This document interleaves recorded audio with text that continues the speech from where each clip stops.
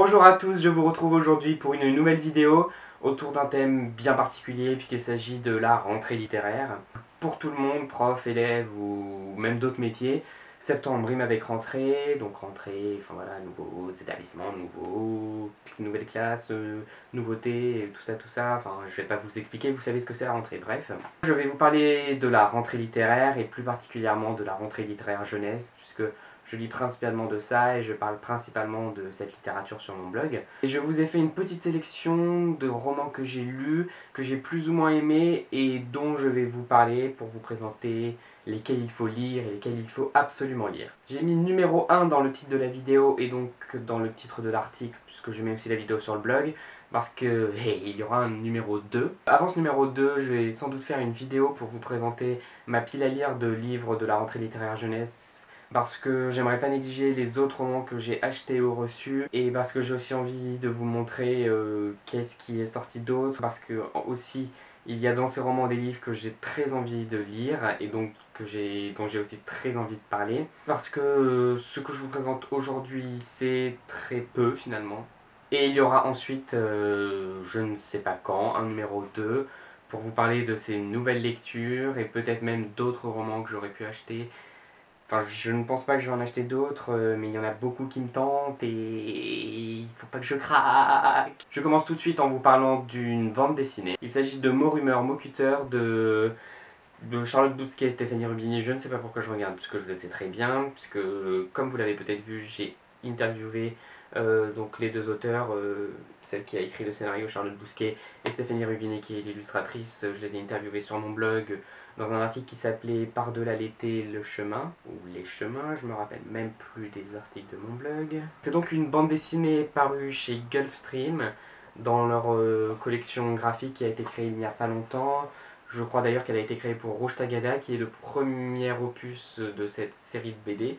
Alors il faut savoir que vous pouvez les lire séparément, donc celui-ci, si vous n'avez pas envie de lire Rouge Tagada, vous pouvez le lire d'abord, ou vous pouvez le lire tout seul. Même si les deux ensemble, enfin il va y en avoir plus, ça fait quand même... Enfin les deux s'enrichissent en fait, puisque les personnages de Mortimer Mokuter et les personnages de Rouge Tagada font partie de la même classe dans le même collège, et donc il y a des clins d'œil, il y a des allusions qui sont très amusantes à repérer, et la suite ce sera pareil, la même classe. Vous pouvez de toute façon avoir plus d'informations dans l'interview dont je mettrai le lien en barre d'infos. Cette BD qui est parue le 4 septembre, juste après la rentrée, se passe dans un collège et c'est l'histoire d'une jeune fille qui se retrouve harcelée par ses camarades de classe. Alors d'abord l'objet en lui-même, comme Rouge Tagada l'avait été, est très très beau. Donc là pour le coup il est tout violet, les pages aussi sont violettes. Je trouve que le travail graphique de l'objet en tant que tel est vraiment remarquable et ça fait aimer encore plus le livre. Et l'histoire en elle-même pardon, est très touchante.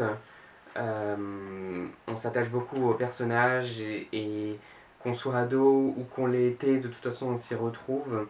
Ce qui fait on se retrouve vraiment impliqué dans l'histoire et dans les émotions qu'elle suscite. Elle est racontée avec beaucoup de finesse, de douceur par les mots de Charlotte Bousquet. Les illustrations s'adaptent parfaitement au texte et à l'histoire parce qu'elles sont capables d'adoucir les choses et en même temps de retranscrire un peu la cruauté de l'histoire avec une construction très, très élaborée que j'ai trouvé vraiment très subtile. Je vous recommande très chaudement cette bande dessinée, comme le premier tome qui s'appelait Rouge Tagada. Je vous mettrai aussi le lien de ma chronique en barre d'infos. Et c'est sorti le 4 septembre chez Gulfstream, à lire absolument. Ensuite, je vais vous parler d'un roman paru chez Gallimard Jeunesse. C'est un roman de fantasy et il s'agit du nouveau Eric Lhomme. Terre Dragon, tome 1, Le Souffle des Pierres. Eric Lhomme, si vous ne savez pas, enfin je pense franchement que vous savez, il a écrit une saga qui s'appelle Le Livre des Étoiles. Et il a écrit avec Pierre Bottero comme association. Donc depuis le Livre des Étoiles, il n'avait pas écrit de trilogie de fantasy comme il est... Enfin, il est notamment connu pour ça en fait. Même si Acom Association l'a encore plus fait connaître. Et le dernier ouvrage qu'il a publié, c'est Le Regard des Princes à minuit, qui était... Enfin, je l'ai pas lu moi, mais c'était, il me semble, une sorte de recueil de contes initiatiques autour du thème de la chevalerie. Avec Terre Dragon, il revient pour une saga fantasy. Moi, comme j'ai pu le dire dans la chronique, où je parle de ce roman avec le premier tome des Willan de Pierre Bottero. Donc encore une fois, je vous mets le lien en barre d'infos. Je lis peu de fantasy et du coup, je savais pas trop quoi penser du roman au final parce que j'avais pas de repères, j'avais rien à quoi le comparer parce que ben, quand on est habitué à lire d'un genre, on compare les bouquins ensemble et du coup on sait si c'est original ou pas. Moi au début ça me semblait peu original et en même temps il y avait des choses qui me surprenaient, qui me plaisaient parce que ça sortait un peu de ce qu'on pouvait imaginer, parce qu'il y avait de bonnes idées de la part de Rick Lum. Donc au début j'avoue que j'hésitais à dire que j'avais aimé le roman. Mais c'est vrai que dès les premières pages, l'auteur nous emporte avec ses personnages dans une histoire captivante et les chapitres sont très courts, les personnages attachants, du coup on est vraiment pris dans l'histoire et j'ai trouvé que... Enfin le roman je l'ai lu en je sais pas 1 ou 2 jours et j'étais vraiment entraîné dans l'histoire donc oui je pense que je peux dire que je l'ai aimé. Finalement c'est en finissant le livre après que le temps est passé et que les heures suivant ma lecture se soient déroulées, que je me suis rendu compte que en fait, j'avais vraiment beaucoup aimé ce roman, que l'univers me manquait un petit peu et que j'avais vraiment hâte de découvrir la suite de cette aventure épique et au souffle de fantaisie indéniable. Je vais maintenant vous parler de 2 romans qui se détachent totalement du dernier roman dont je vous ai parlé, donc celui d'Eric Lum, puisqu'il s'agit de romans réalistes qui traitent d'histoires réalistes, avec des personnages adolescents qui découvrent la vie ou l'amour. Le premier, il s'agit d'Oublier Camille de Gaël Aymon, paru chez Actes Sud Junior. C'est l'histoire d'un garçon qui s'appelle Yanis et qui est amoureux d'une fille qui s'appelle Camille. Leur histoire se retrouve finalement brisée puisque Yanis n'ose pas vraiment aller de l'avant, il n'ose pas véritablement s'engager dans cette relation, alors que les 2 adolescents sont amoureux l'un de l'autre. On découvre avec la voix de Yanis ses pensées, ses sentiments, qui sont retranscrits avec beaucoup de justesse par la plume de Gaël Aymon. L'histoire de cet adolescent, ce qu'il pense, ce qu'il ressent, et comment va évoluer finalement cette histoire d'amour brisée, et comment lui-même va apprendre à s'engager dans cette relation et dans la vie et l'amour en général. C'est donc un texte finalement très touchant et qui a le mérite de faire parler un garçon plutôt qu'une fille à propos d'une histoire d'amour, parce que c'est vrai que dans la littérature pour jeunes adultes, c'est plus souvent les filles qu'on voit parler d'amour, etc. Je vous conseille donc ce roman qui est l'expression sensible du passage à l'âge adulte d'un jeune adolescent. Ensuite, un roman dont je vous ai déjà parlé sur le blog à travers une chronique qui lui était entièrement consacrée. Il s'agit de La Gueule du Loup de Marion Brunet, publié chez Sarbacane, donc dans la collection Exprime, que, comme vous le savez peut-être, j'affectionne beaucoup. C'est l'histoire de 2 adolescentes qui, une fois le bac en poche, ont décidé de faire un voyage complètement exotique à l'autre bout du monde, dans, comme elles le disent, un lagon de pub pour gel douche. Donc c'est l'expression qu'elles utilisent pour imaginer un endroit idyllique, véritablement hors du temps et de tout ce qu'elles vivent quotidiennement.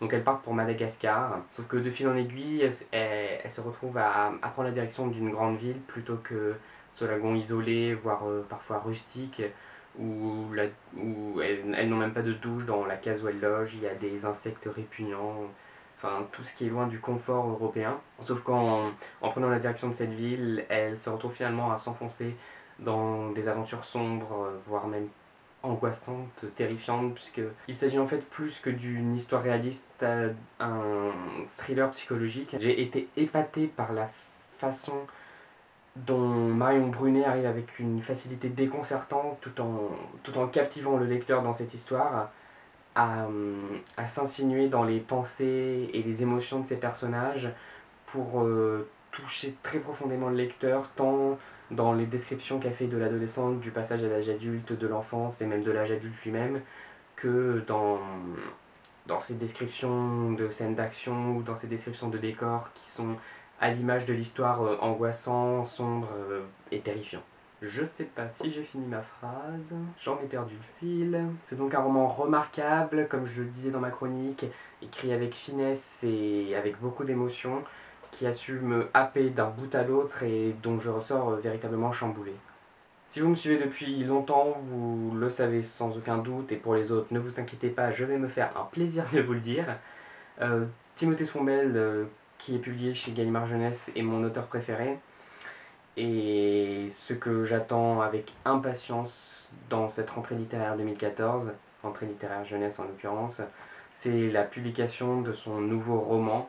Donc Van Gogh est sorti, le tome 2 de Van Gogh est sorti il y a 3 ans, en octobre 2011, Van Gogh tome 2.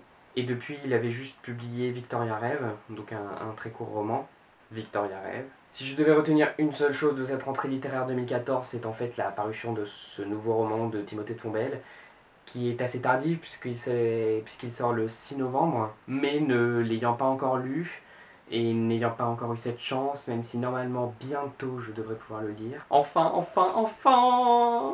je vais vous parler d'un roman qui est pour l'instant pour moi le roman de la rentrée littéraire jeunesse 2014.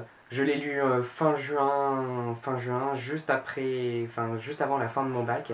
Et depuis, je n'ai pas eu de plus gros coup de cœur que ce roman. Je n'ai pas trouvé d'autres romans qui aient su susciter en moi tant d'émotions, entrer si profondément en moi et me toucher à tel point qu'il m'a marqué pour très longtemps. Il s'agit de Tant que nous sommes vivants d'Anne-Laure Bondou. Oui, bon, je sais, ce n'est pas un vrai bouquin, voilà, c'est une feuille imprimée, mais j'ai prêté mes épreuves non corrigées, je n'ai pas la version définitive, et même Tom n'a pas ses épreuves non corrigées ici, donc je suis obligé de faire avec ce que j'ai. Hein. J'ai déjà parlé rapidement du roman sur ma page, j'en ai parlé sur ma page Facebook, j'en ai parlé peut-être rapidement sur Twitter, j'en ai parlé dans un article pour le magazine Maze. Je mettrai aussi le lien en barre d'infos pour ce magazine que vous ne connaissez peut-être pas. Et je vais enfin vous en parler sur le blog puisqu'il va enfin sortir en librairie le 25 septembre. C'est un roman d'abord avec une construction presque savante, j'ai envie de dire, qui se marie avec l'univers et avec l'histoire que l'auteur mène. Donc l'histoire est écrite à la première personne du pluriel. Au début en tout cas c'est assez surprenant, mais cela prend tout son sens ensuite dans l'histoire et cela donne au roman une espèce de d'universalité ou du moins de contes qu'on raconterait au coin du feu et qui serait l'histoire d'un peuple et d'une famille. Et la construction retranscrit aussi sous forme de boucle un parcours initiatique à travers plusieurs personnages, puisque les personnages ne sont pas tout le temps les mêmes dans le roman. Je ne vous en dis pas plus pour ne pas tout vous révéler, mais c'est le cas. Et ces personnages sont très touchants, construits avec passion, avec fougue, et ils se battent contre la vie et se relèvent malgré tout, ou essayent de se relever pour progresser dans leur évolution psychologique et puis dans leur vie, tout simplement. Et enfin, l'auteur n'hésite pas à mener à travers tout ça, en filigrane de cette histoire, une réflexion philosophique sur ces personnages, sur la vie et sur comment on évolue quand on doit se détacher de ce qui a été pour aller de l'avant.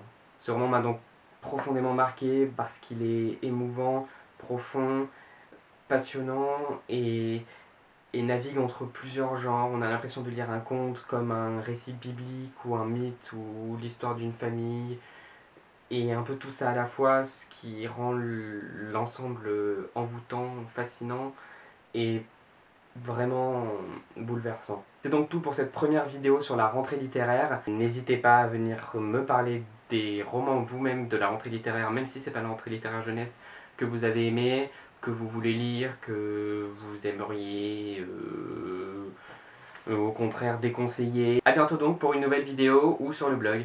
Salut! Et